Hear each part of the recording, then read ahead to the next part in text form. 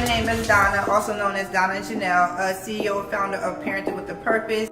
Our strive here at the podcast is to reach every home, whether it's single moms, married, single dads, whatever it is, foster parents, whatever, just bringing the ownership and responsibility and nobility back into parenting. Get comfortable with uncomfortable conversations. All parents need some help and guidance, and I'm just here to be a guide.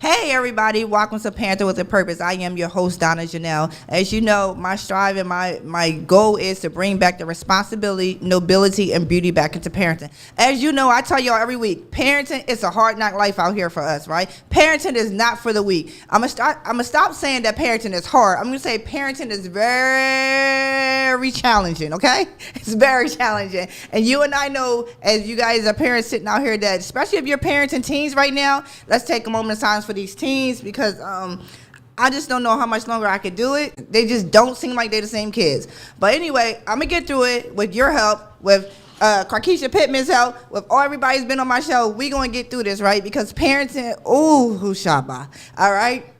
So, you know, I gotta tell y'all stories about the kids every week, you know, just trying to understand. Maybe y'all can help me understand, because I still don't understand. But, you know, I'm dealing with this, the one that tests my inner gangster.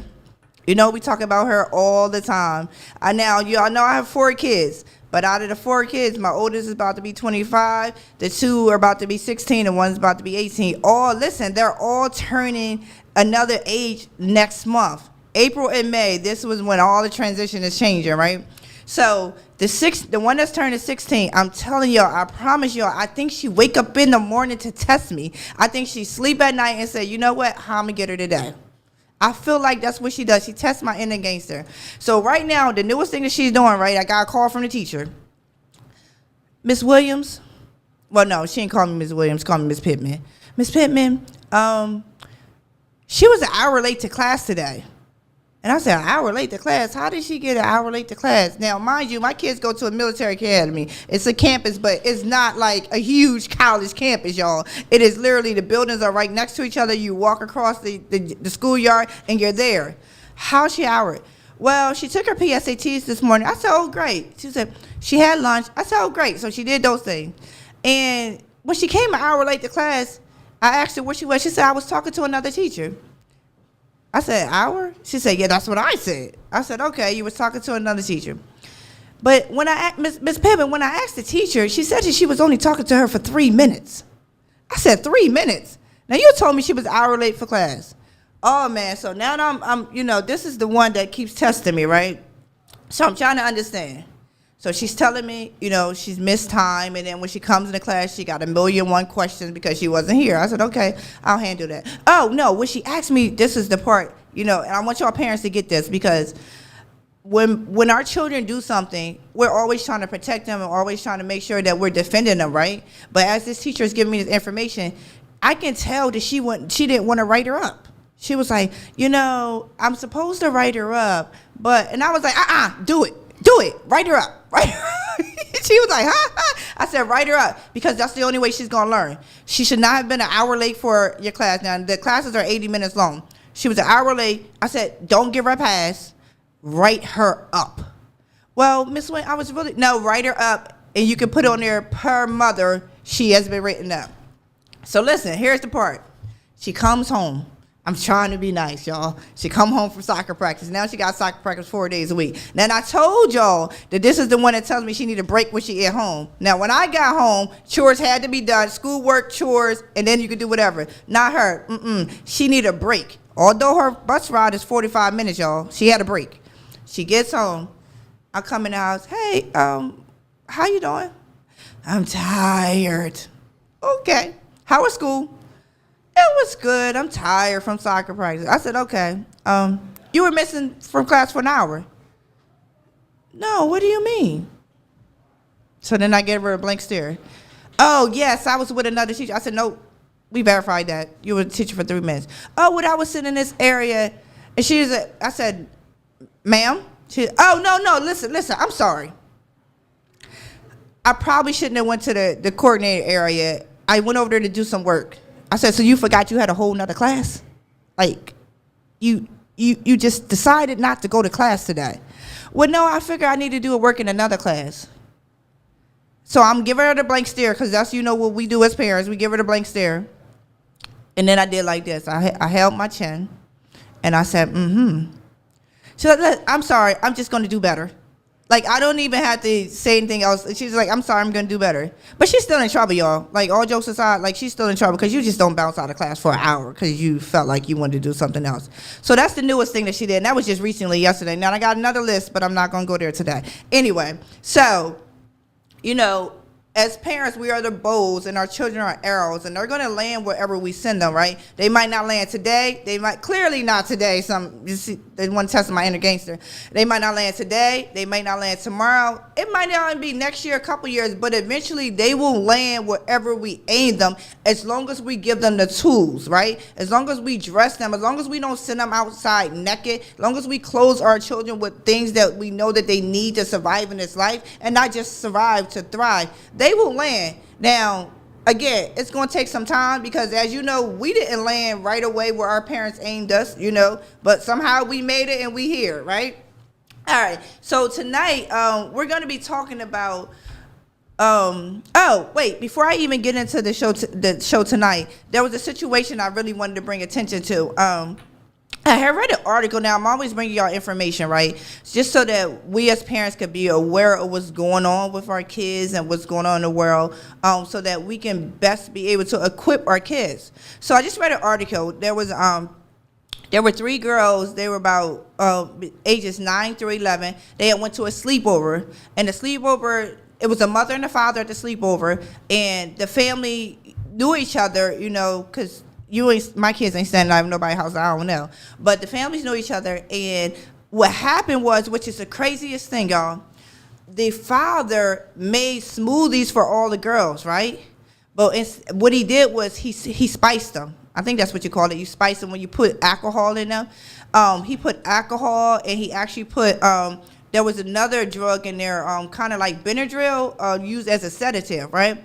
He put it in their drinks. One of the girls decided not to drink it. She was like, she act like she drank it. She did not drink it.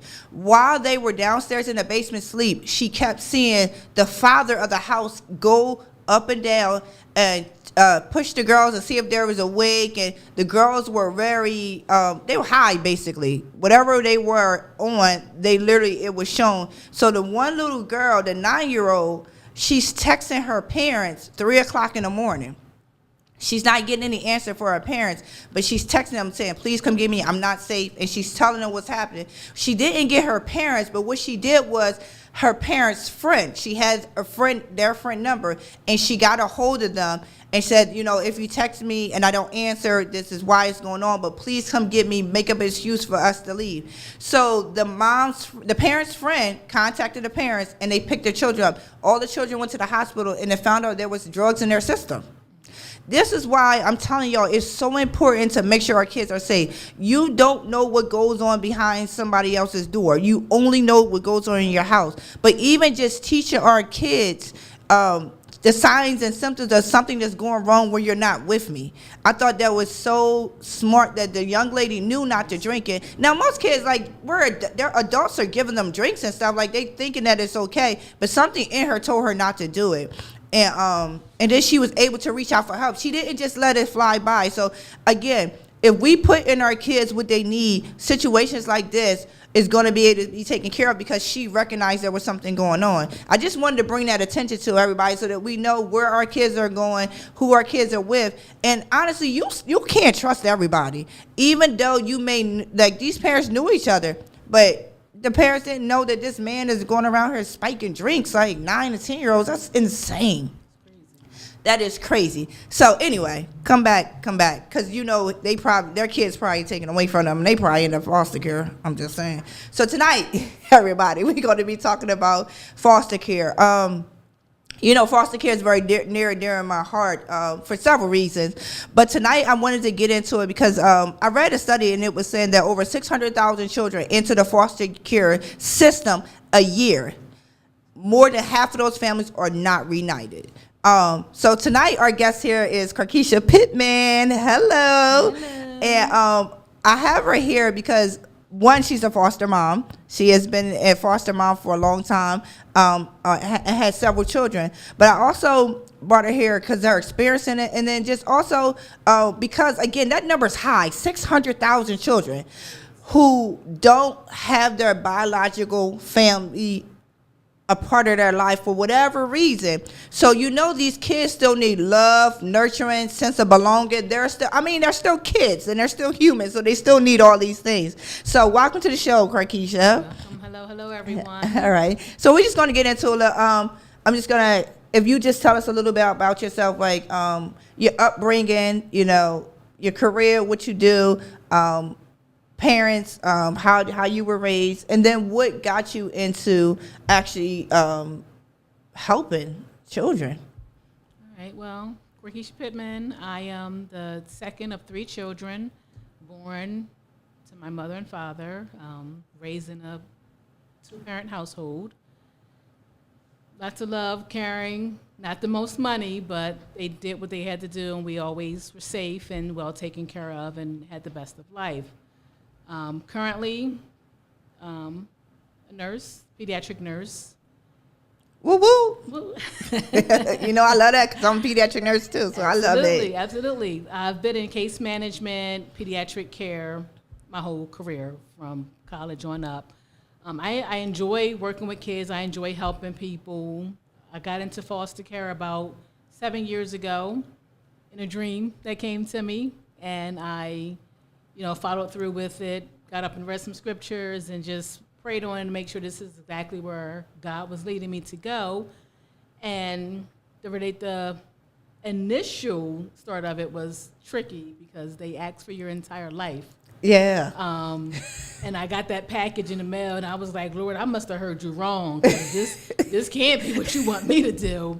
But that package is like a mortgage, like sign a mortgage, right? That's a sick package. You're like, when you ain't even ask the biological parents all these questions. Did not. Did not. But you want my entire life in this little record. So once I got over the initial fear and shock of all of that, I did follow through with it and went through all the trainings, and initially just thinking, okay, I'm going to get some kid, and I have a house with love, because there's a lot of kids out there, as you said, that need love. Right. They need that supportive home, that parent, that adult that's going to just lead them and guide them. Not thinking it'll be a long-term thing. I'll just help some kids, get them on their feet, and then send them back home to their parents. But what I didn't anticipate was falling in love with these kids. And those kids becoming a part of my life and my family's lives. And, right. I didn't anticipate the impact that they would have on my life. I just thought what I would give them. Right. So. Wow. And you know what? I think that's what I hear from a lot of people is that, you want to go in and you want to help, right? You want to do a service and you want to help. And the goal is always to be reunited, right? So it's like that's what they tell you that in training, like, listen, that they're going to reunite. But then, I think the heart of the matter is like you said, you fall in love with these kids, and, you're nurturing them, you're raising them, and you're doing all these, and you're investing in them. And it is, I think if any person, it tugs on your heart. It's the hardest thing. They became family. Everyone in my family, everyone in my community knew them. It was a village. My neighbors, my church family, my coworkers, everyone knew these kids, and everyone, oh, well, what can we do to help? Right. Let's give you this. We could do that for you. So it became a village. And they say it takes a village to raise a child. It really does. Right. It really does, whether they're your biological or your nieces and nephews. It takes a village. It does. So, wow, because I think most people, and I think one of the things that when I think about foster care is that I just wish more people would do it. But then I also understand why they don't, because, again, you get that attachment, right? You get that, it's the thing that they tell you don't. How do you tell humans not to attach to another human? If you have a child living in your home for a period of time and you don't get attached to them, then I question your humanity. Yeah. How do you, because they're a child, so you need to love them. Right. You know, and again, they're giving you a certain amount of joy and a certain amount of love and reciprocation as well. Right. So how do you not grow attached to them? They Yeah. become part of your routine. They become part of your life.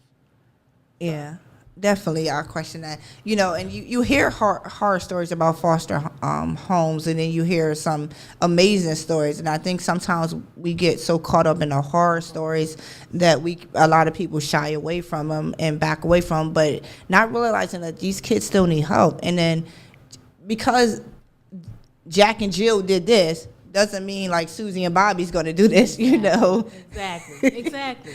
You know, so I and mean, it's not the kids' fault. At the end of the day, I think we as adults have to realize that they are a product of their environment and their circumstances. They didn't ask to be here. right. They didn't ask to be taken away from their parents. You know, but we have adults who are making decisions and involving the kids in, or I ain't gonna say involving their kids, but the kids are a reflection of the decisions that the adults made. Right. You know, they didn't have a say, they didn't have a choice, and some of them are angry. The older ones, the babies don't know. I had Right. babies; they didn't know, but the older ones, they're bitter and they're resentful because I'm mad at my mom. But at the end of the day, that's still my mom. Absolutely. You're not my mom. Yeah. So don't tell me what to do. I have a mom. You know. So I think that I know with me, that was part of the reluctancy in getting an older child. I wanted the babies because again, they don't know. I can help them, Right. get them back together, reunite them with their parents. Initially, is what I thought I was gonna be doing. But the older ones, I had that fear because there is that resentment and there's that anger, and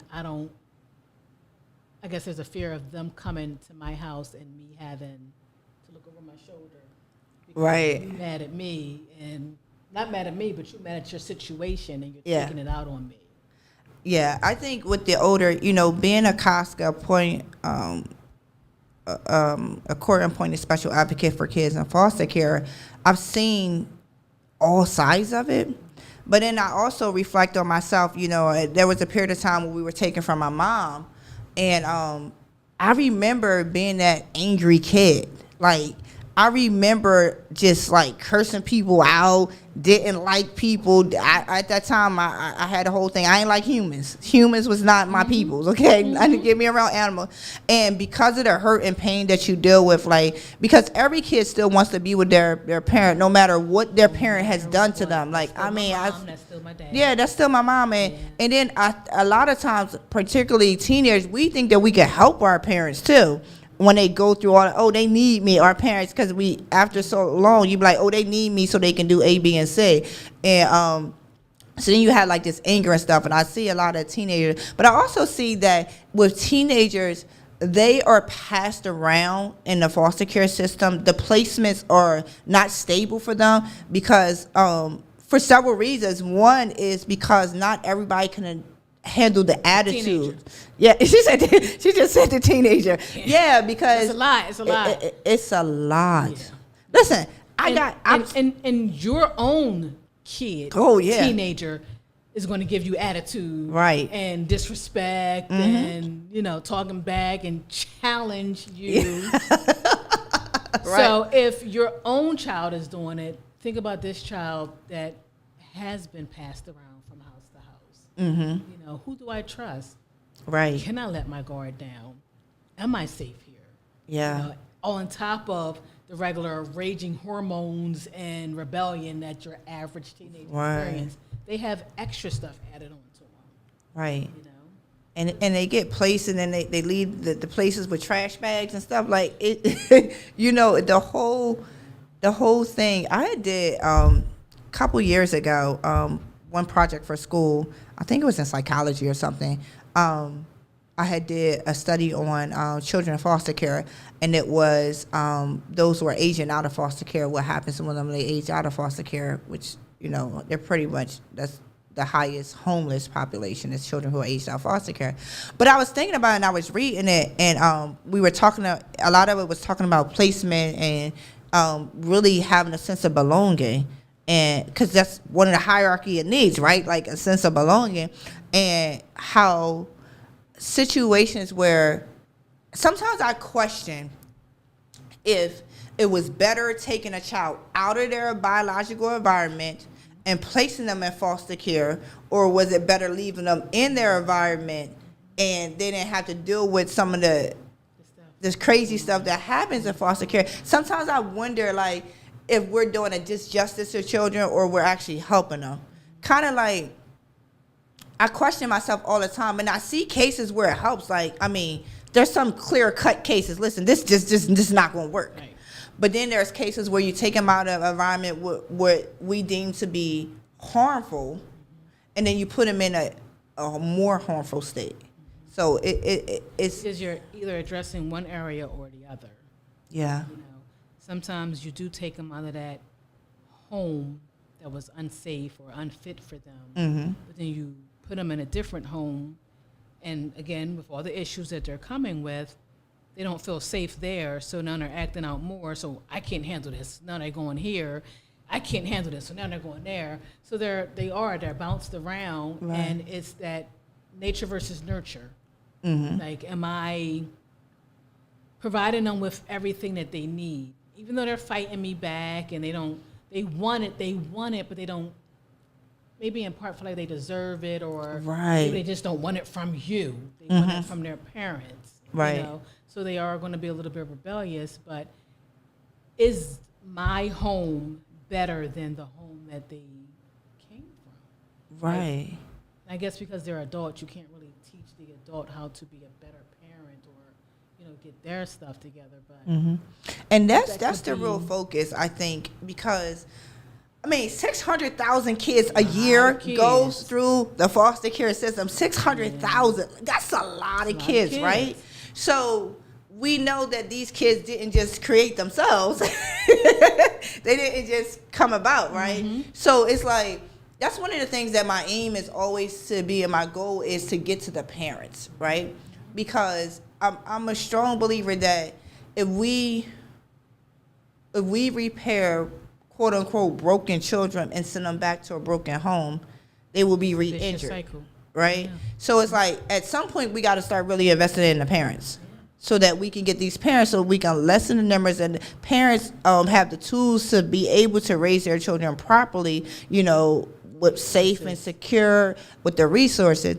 But at the same time, I do understand when it's just not possible. You can't fix everyone. Right. So there are going to be certain circumstances where the kid, for the safety and the well-being of that child, I have to take you out. Right. I had one kid whose mom was doing everything she could just to keep a roof over her child's head. But for some reason, the kid wasn't supposed to be with her grandmother. I forget the story behind that. But mom got called into work. So who do you lean on? Right. Your mom. You took the kid over there. This kid, I ain't gonna say I don't know what her is. She cried a lot. Okay. A lot. A loud screeching cry. Okay. It took a lot to console her. Not in pain. Nothing was wrong with her. She just was one of them clingy kids that needed a lot of attention. Okay. And when she didn't get it, she had like a high-pitched squeal. So I'm assuming the neighbors heard this kid crying. Somehow the cops got involved. They came to the house. Because the kid was not supposed to be with the grandmom, they took her and put her in foster care. Wow. So she ended up with me. I knew that this was temporary. This mom boo-hooed and cried. What was she doing wrong? Right. She was working. Yeah. Trying to make a living for her and her daughter. She needed help. Yeah. That's what her mom was there for.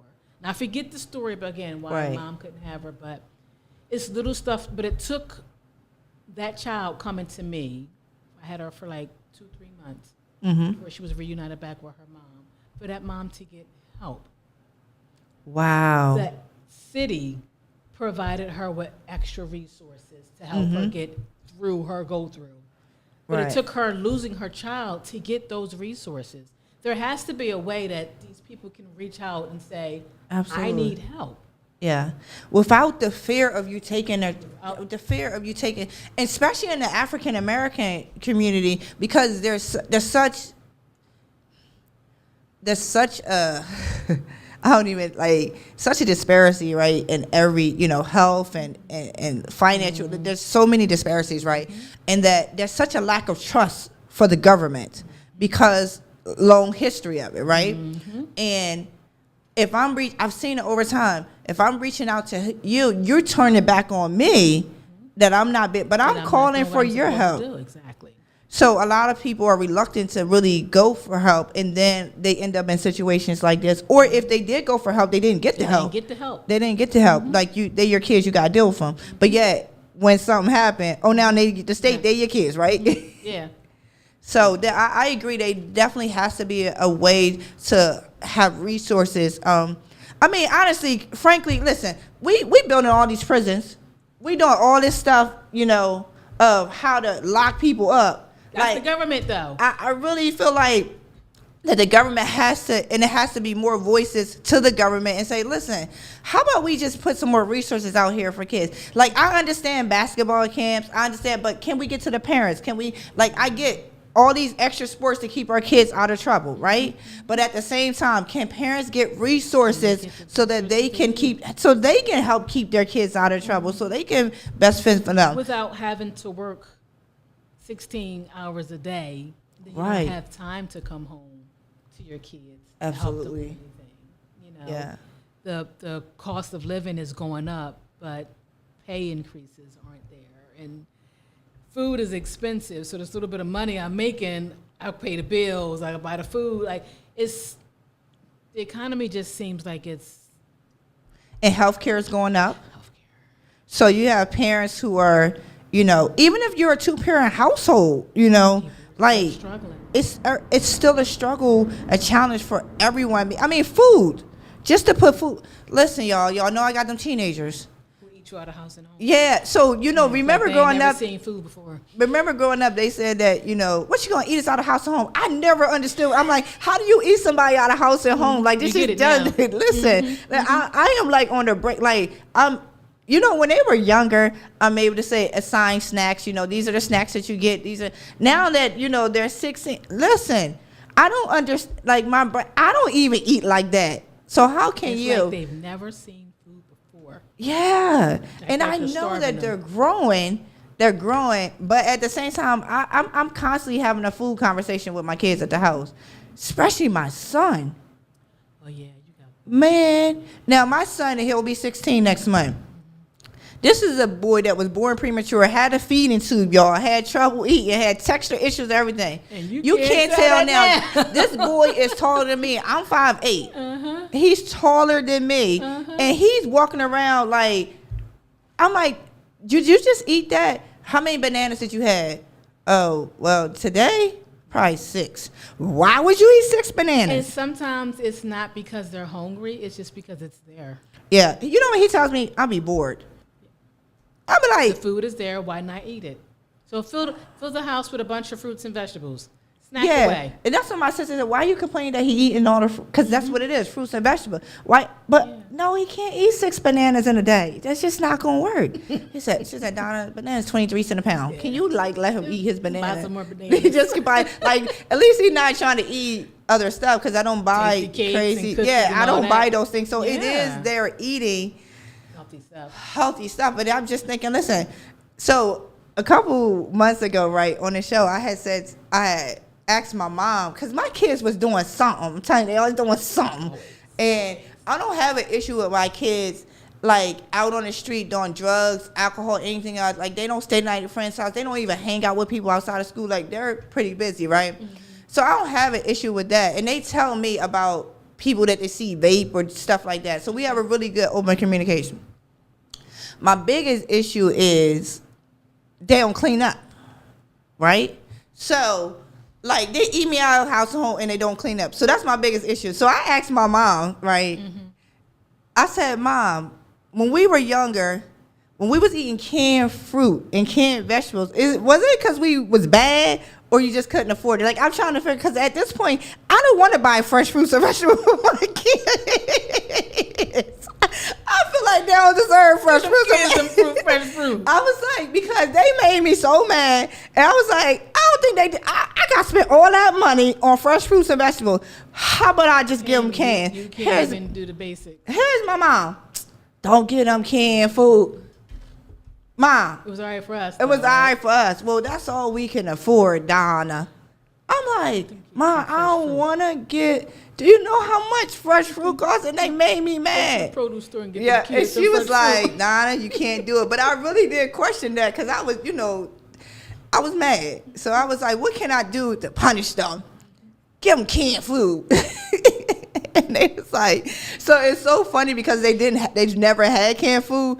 And here one of them, yeah, can you buy some more? I'm like, no, it's not healthy. It's not healthy. I only did it that day just to test. They thought it was a treat. See? Backfired on you. It was a test. Like the one that tested my inner gangster, like she could tell me, can you buy me some more oodles and noodles? Listen, I really did it because I was mad. And they was like, can we please have that? I'm like, it's not healthy. It's not healthy. But that's just like the stuff that we think about in our brain, like trying to figure out how to best handle this situation. And it's like, I really was like, Mom, was it because we was in trouble? Because I understand now. As you get older, you understand. I get it. Understand. But My mom used to always say, when I would say, ask for some shit, like, because I said so. And I hated that. Mm-hmm. I hated it. That's the most liberating comment I could ever make at this point in my. Because I said so. With sternness. Because I said so. So I'm not gonna say I made the mistake, but I started right. I have open conversations with my kids, right? So everything is, they have opinions, right? Mm-hmm. And because I want to make sure that I'm not dehumanizing them, right? Mm-hmm. That they really understand. But there are some points, like you said, like there's certain things that's just not a conversation, especially the one that tests my inner gangster. She thinks that everything is a negotiation. Mm-hmm. So she needs to tell me everything, but you got to hear this part. No, I don't want to hear it. So now with her, I mean, she's about to 16. I'm like, listen, no. But I don't even let her finish the statement anymore because I know we're going to be here 25 minutes and we don't run around a circle for the same thing, and the answer is still no. And I feel like I don't need it because even when I explain it to you, you still want more explanation. Mm-hmm. So I get now, because I said so, I understand. You know what? Because I'm just not going to argue with this. It's not. I give you options. I give you choices. You are allowed to communicate and express yourself freely. Yeah. To a degree. To a degree. But certain topics, because I said so. Yeah. That's it. You know, when I say to them, I'd be like, mother knows best. That's my new thing. I might have to try that one. That's my new thing. Because I'm like, just not going to negotiate with you anymore and not going to have this conversation. And I'm like dirt tired. Mm-hmm. And you keep going on there. And my mother knows best. Mm-hmm. That's it. That ain't got nothing else to say with it. Conversation over. And you know what she does? Her eyes go up in her head, and she turn around and walk out. And I'm like, I don't care. I don't even care. Now, back in the day, I probably would have jumped on her for them eyes. Like, who you rolling your eyes at? Because that's what grew up. Who you roll? But now, you know what? Go about in your room. It's okay. I'm not even fighting. Roll them as you walk. Yeah, roll them down the street. Mm-hmm. Like rolling like a river. Keep rolling. Be a Tina Turner today. Exactly. Rolling. Keep it going. Keep it going. Especially them teens. So let's talk about, so how old were the children in foster care that you had? So I've had a couple of them, but they've all been babies. Mm-hmm. Very first one I got was 2 weeks, fresh out of the NICU. And I had her for 10 months. And then she was reunited with a cousin. Oh, wow. But she and I this is the one that I was just talking about because I said so. It's a village now. Right. So the cousin and I work well together, and we try to give this child the best life possible. Mm-hmm. Helping her with school and, whatever she needs to be a fully functioning adult someday. Right. But I get every other weekend. We share holidays and vacations. And all wow. Had a couple of them in between that may have lasted a couple of months or a couple of weeks before they were reunited with their family. Okay. The last child I got her at 7 months. Mm-hmm. And I had her until she was almost 3. Wow. Yeah. And she was reunited with her maternal aunt. Okay. Yeah. So neither one of them went back to their biological parents, but it did go back to family. Family. Yeah. And the family is still, the first one, her dad is still very much involved. Okay. The last one I had, the mom is involved sometimes as well. I like that. What I love about what you just said is that, that's here. Parent, it takes a village, right? It takes a village to raise children, and parents need a village too. Who don't we, y'all? But the fact that I like, because you've had these children for so long, and especially as they're growing up, like these are those nurturing years, right? They become attached to you, you become attached to them. And I think sometimes we separate that and you never see the child again. But the fact that you have relationship with them and join the village, like this is really a village. Because I feel like the more hands, the better it is. Like, not one parent can do this alone. And I've been a mom about be 25 years, y'all. Whew. I've been a mom, and the first 11 years I was married, but then these last 13 I have not. Well, actually this last 14 I have not been married.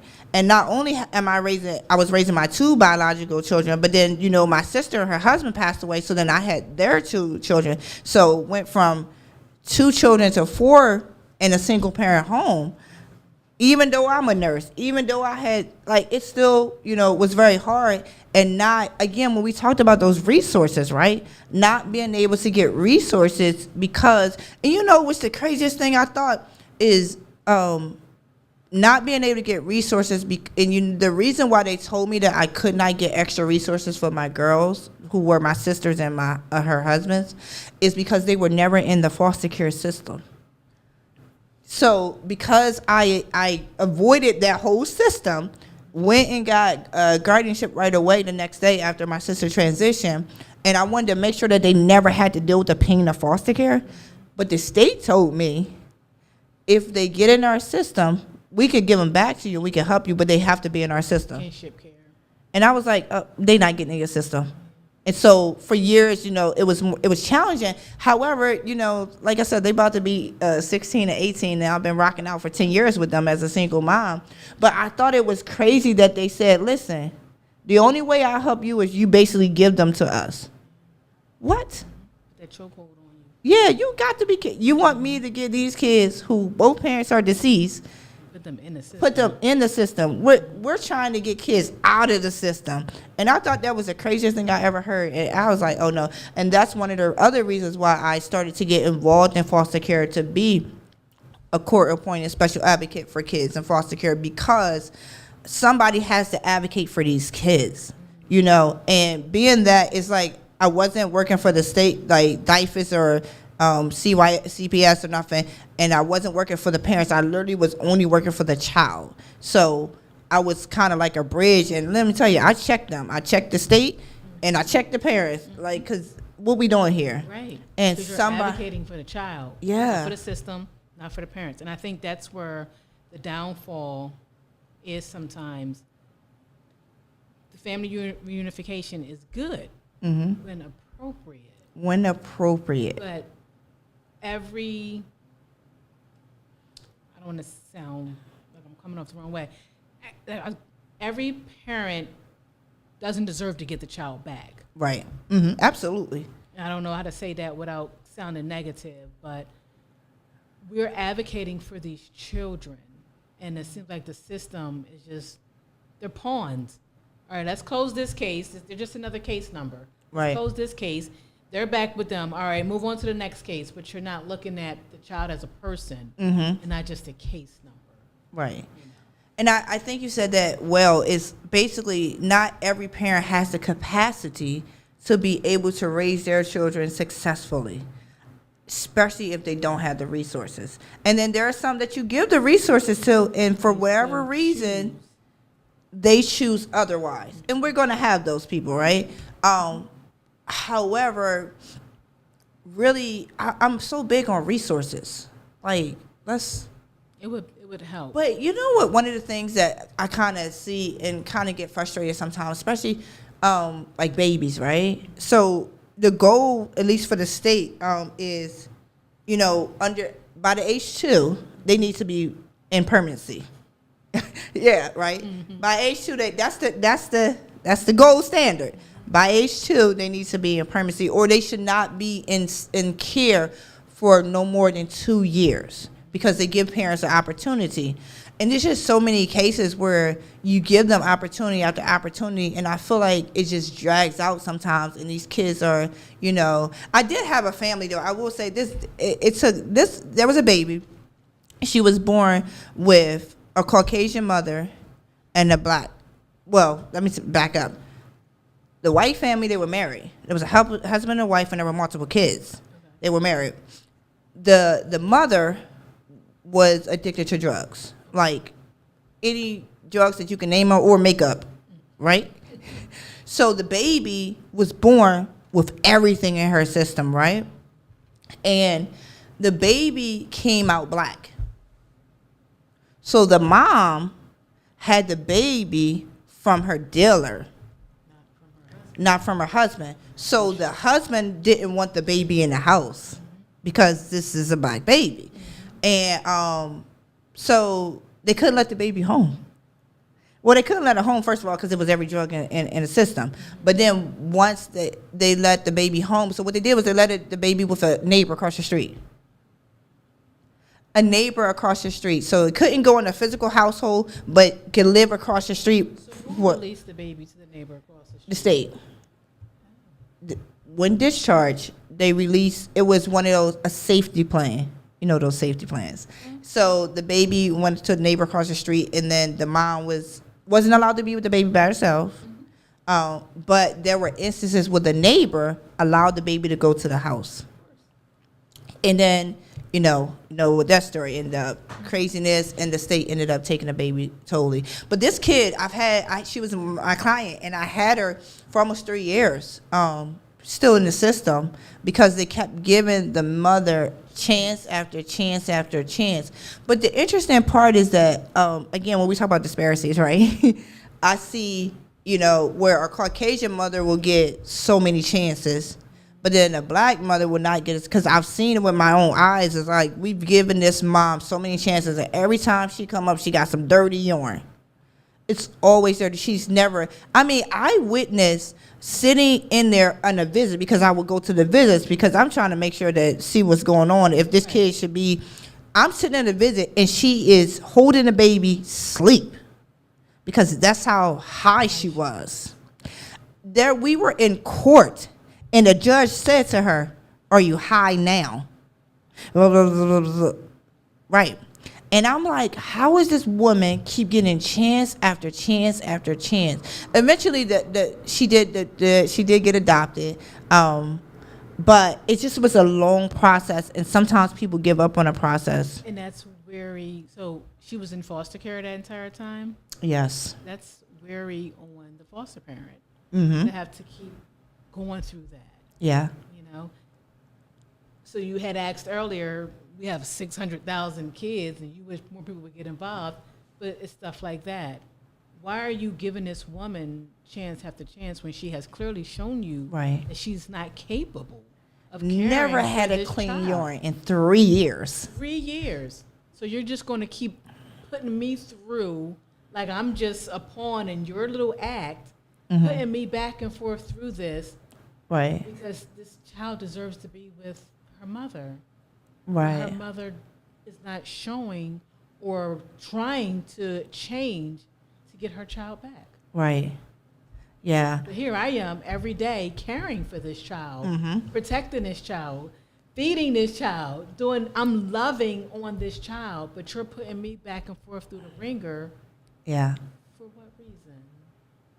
Right. To say that you want this child. And that's was the question earlier. It's like, are they better off with the bio family, or they are not? And in certain instances, they just don't have the capacity to do it. So, they don't. And there are people that try. They do everything that they can to get their kid back. For one reason or another, they still can't get them back. Right. But I'm trying. I'm meeting all your standards, and I'm going to all your meetings, and I'm doing everything you're asking me to do. Why can't I have my kid back? Right. And there's the other ones who you give 20 million chances to, and they're blatantly showing you, I don't want this. Listen, we released a baby back into a parents that lived, a mom that lived in a hotel, a motel, right? And I was like,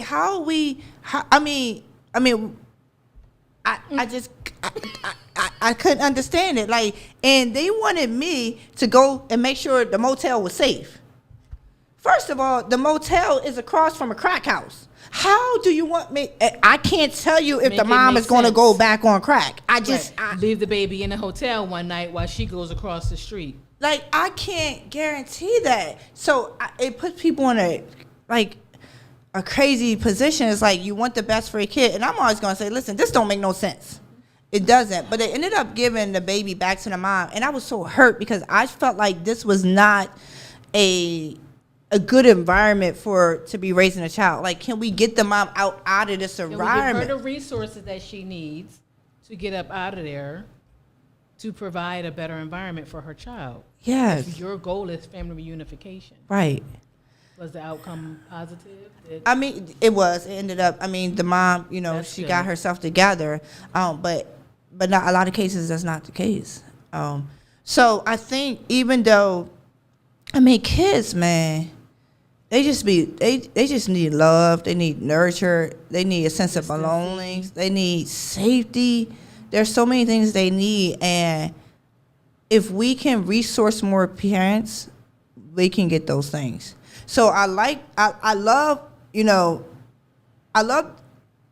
the foster care system. I like the thought of it. Just like with everything, we need tweaks.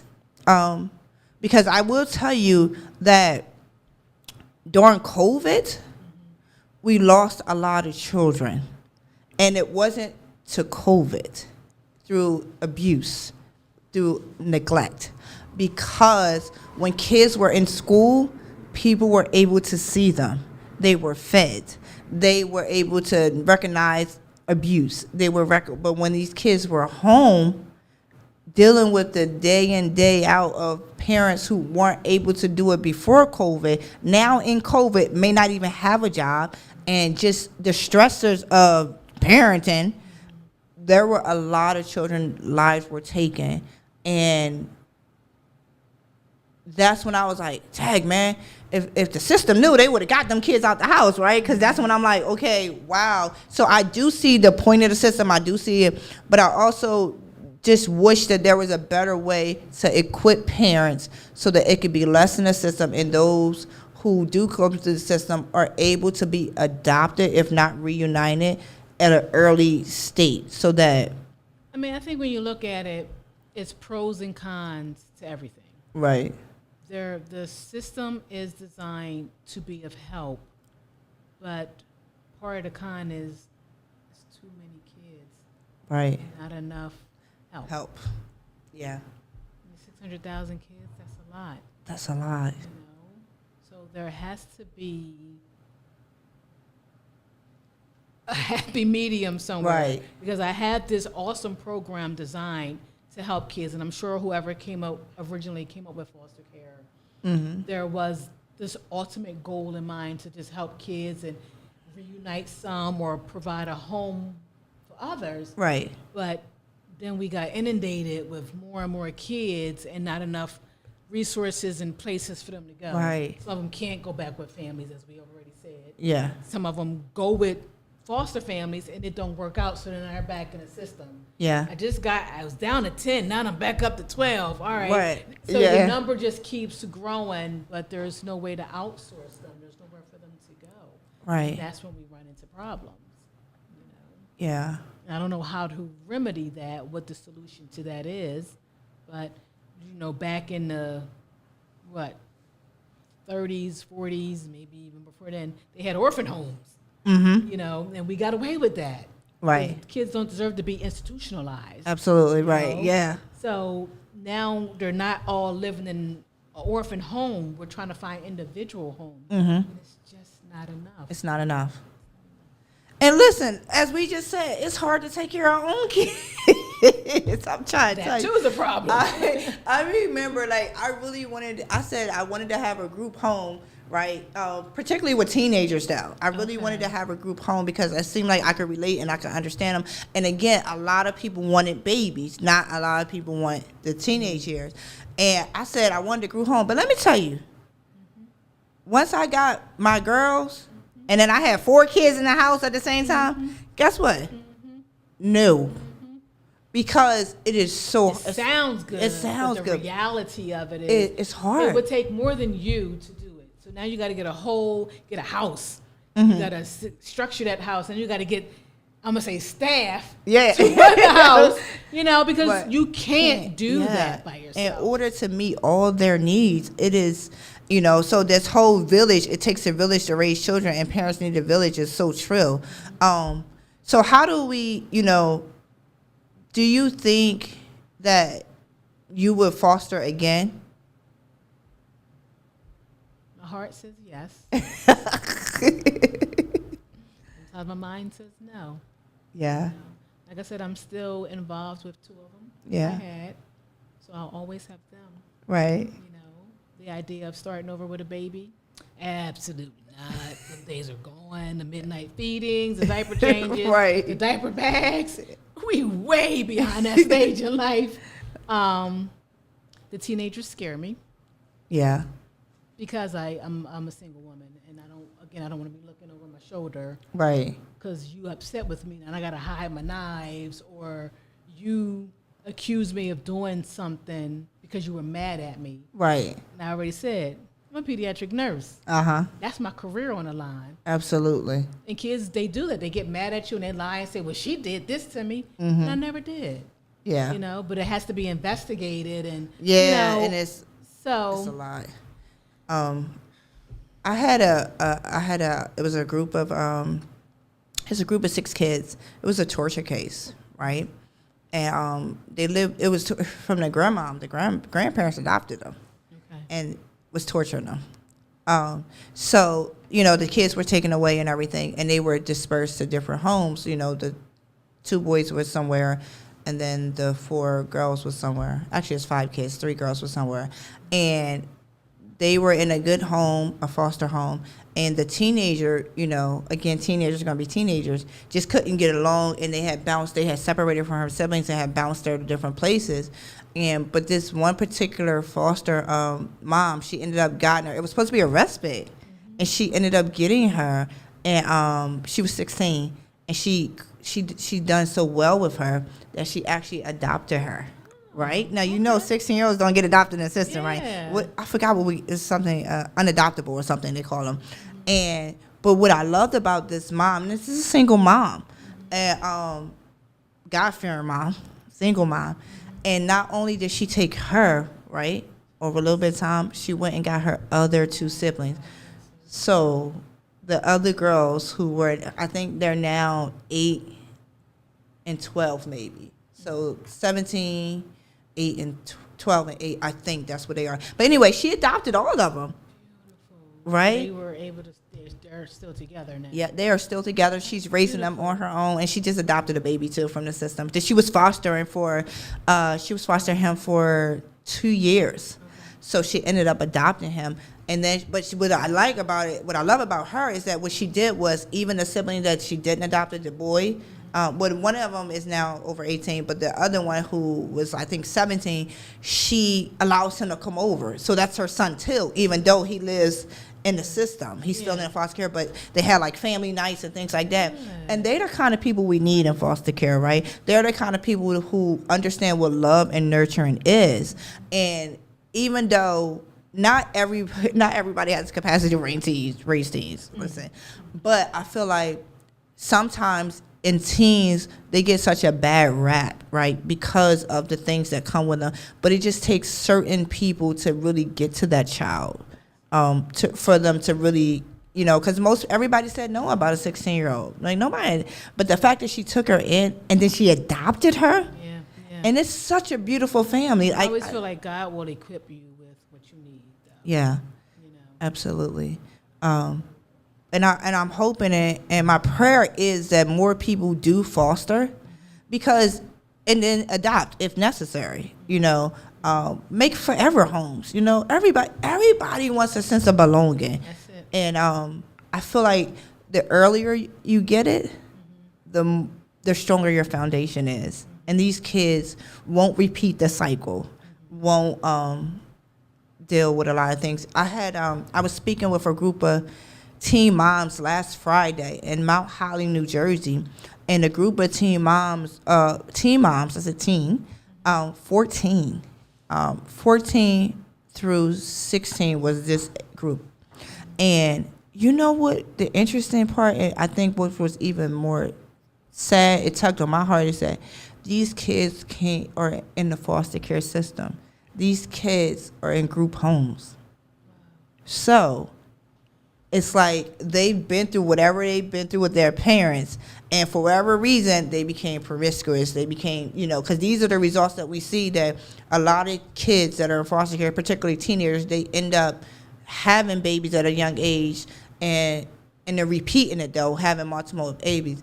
And I just thought about, like, wow, had these children been, teenagers going to have babies, though. That's what it is. But just to be sitting in a room with a group of them, and they were just lost, and they were just kind of hopeless because they're in the system. They're looking for something. And then now they have a baby, and they don't want their baby to end up in a system, right? So that they're really trying to figure out this parenting thing at 14. So that they don't repeat this cycle. They already have going on. Right. Now you're a parent and you're trying to learn things that were never taught to you.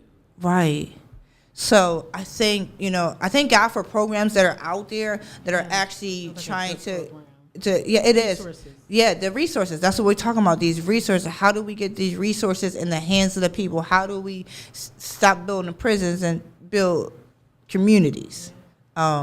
And I think that's really the answer. But I also feel like at some point we can't rely on the government to do it for us.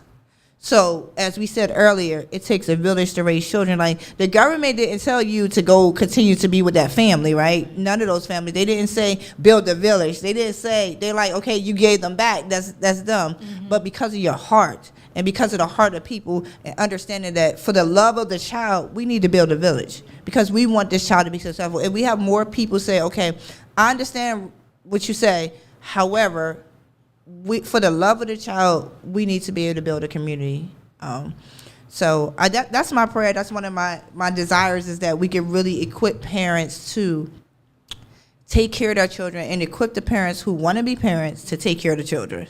And just really resource people, just trying to figure out what's the greatest need and really... even starting, like with your program you just did with those teenagers, starting classes, like, do they even still do home economics in school? Man, I remember that. We learned so much at home ec. Like, just basic learning how to measure and cook food for them, and how to balance a checkbook, and how to go grocery shopping, and how to clean, and how to sew, and basic skills like that, survival skills. Absolutely. That will help you to help your child so that you don't end up repeating the cycle. Right. You may not get the fanciest job or make a whole lot of money, but you have basic resources that you can provide for your child.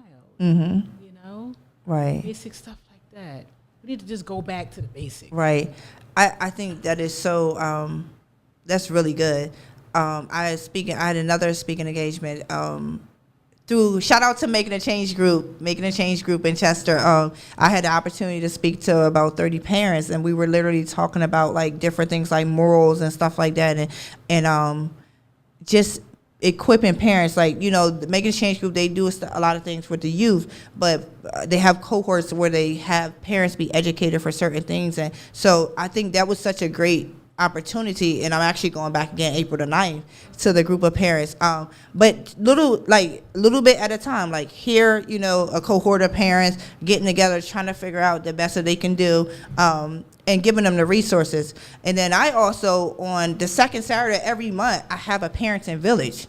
It takes a village to raise children. It takes a village to raise parents. Like, parents need a village too. I still need a village. I'm telling you, because them kids. Make you feel like you're not in this thing alone. Yes. Because Susie and Johnny going through the same thing you Right, like these kids, they gonna be kids, and we gonna be parents, all right? But just like certain things, like I'm trying to put my best out there to do something, even though it's only once a month, but it's a time, like come on in. It's on Zoom, make it on Zoom, so that, it's on Zoom the second Saturday of the month, so let's talk about what we're not talking about, in a safe environment where you're not being judged, and that the state ain't coming in and talk about, why you do this or why you do that. Really, let's talk about it, because there's so many parents. Again, a lot of us share some of the same experiences, and if we don't talk about it, we don't know about it. And it was so taboo, I think, at one point in time, to admit that you were struggling right with your kid. But if you don't talk about it, then you don't realize you're not the only one struggling. Right. But whatever you're going through or went through, you might can help me. Absolutely. Get through my go through. That way I can help the next person. But Right. if we all walk around acting like life is so great, the kids are so wonderful, it's a facade. Yeah. And nothing We all is done. struggling in one way or another with these kids. So it's good to have those resources and those Right. people that you can talk to and bounce ideas off of. And if nothing else, vent. Yeah. I just have to get it off my chest. I still love them. I just don't like them right now. I Right. just gotta get away from these kids right now. Right. But then once you get it off your chest and someone says, you know what? My daughter did the same thing. And I tried this. Oh, yeah, I'm going to try that. Like, mother knows Absolutely. best. Yeah. I'm going to try that. Yes, See if that mother works knows for best. me. But Yeah. if you don't talk about it and get it out there, then you're never going to get help. Things are never going to change. You're Right. always going to walk around in this cloud like life is so peachy keen. Mm-hmm. But you're never going to get to the real issues and Right. get help and, Right. resources or whatever that you need if you don't talk about things. That is so important, because one of the kids, the one that touched my gangster, I was asking her, I was like, how do we become better parents? How do we communicate? How do we, and she says, let us talk to us. So communication and talking, like not just you, listening, listening to each other and listen to other parents, like you said, really, you said, listen, I've been doing this parenting thing for a while, and I hear stuff from other parents. I'd be like, for real? Oh, I'm gonna try that. Like, or I give information or whatever. So it does work if we just continue to be a village and a team. Our time is up. Can you believe our time is up? Thank you so much for coming on the show. Thank you for having me. It was a great conversation, and I think that opened up a lot of questions that people have about foster care, or questions about if they want to get into it or don't want to get into it, and actually the need for it as well. And I think the transparency about getting attached to the children was real because, and you said something that was it hit me when you said, I would question if you would not get attached, because we're human. Yeah. How do you not have? How do you have someone in your house and you not get attached? And you're not, You have a dog in your house. You won't get attached to that dog. How do you not get attached to a kid? Right. So I think that opened up a lot of conversation, and I think we can still have more conversation in regards to this, because it's definitely a needed conversation. Listen, y'all know here at Parenting with a Purpose, we talk about what we don't want to talk about, right? Mm-hmm. We have engaging conversations, because honestly, in order for people to grow, we got to get into it, because the goal is for us to parent the best way possible, right? Giving our children the best thing possible. And it's not necessarily, again, we're not talking about material stuff, right? Because we just need can we get the basic needs, right? Love, security, belonging, nurturing, those things that are so vital in child development. I think that people don't really understand how vital these things are for child development, for growth and maturity. So I thank you for the conversation today. My hope is that people would do more. People do more. Communities resource more. Figure this out. Come together. Be unified. Be a team, so that we can best help our children. There's a saying that children are the future. I feel like children are now. Can we do it? We got to get these kids now so that they can have a future. Yeah. So if we can start tapping into resources and resourcing people so that they can better help raise their children. Again, parents are the bows and children are the arrows, and they will land wherever we aim them as long as we equip them, give them the tools that they need to survive and be successful. And whatever success looks like in your family, you know, my success is not your success. We have different goals, dreams, and aspirations, but I believe at the end of the day, we all want our children to do well, period. We want our children to be safe, secure, and able to live the life that they would love to live successfully without harm or danger. So join me next week, again, Parenting with a Purpose. I am your host, Donna Janel. Have a great night.